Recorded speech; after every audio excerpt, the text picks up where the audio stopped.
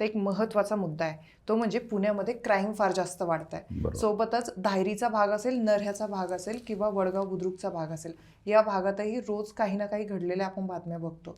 Crime जे काही वाढतंय त्यात महिलांच्या संदर्भातल्याही बऱ्याच गोष्टी, महिलाही असुरक्षित फील करतायत. हे प्रश्न कसे सोडला पाहिजे? पुण्याला डाग लावण्याचा प्रयत्न त्या ठिकाणी निश्चितच होतोय.